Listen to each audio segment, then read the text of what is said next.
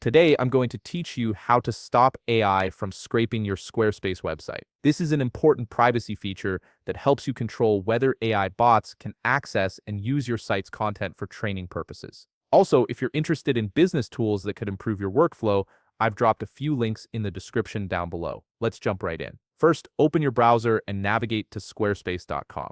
Once you're there, go ahead and log into your account using your credentials. Make sure you're signing in with the account that has access to the website you want to protect from AI crawlers. After logging in, you'll land on your dashboard where you can see all the websites associated with your account. Simply click on the website where you want to stop AI from scraping. This will take you directly into that site's management area. Give it a moment to load up completely before moving to the next step. Once you're inside your website's dashboard, direct your attention to the left side menu. You'll see various icons and options listed there. Look for the gear icon, which represents the settings section.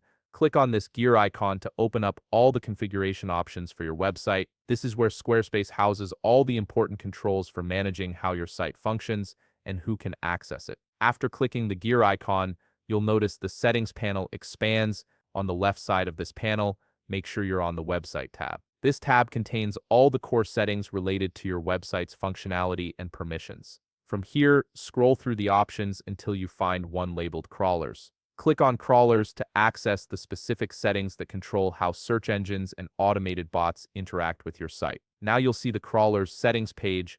This is where you can manage which bots are allowed to access your website. Look for the checkbox that says Block Known Artificial Intelligence Crawlers. This option specifically targets AI bots that are known to scrape websites for training data or other purposes.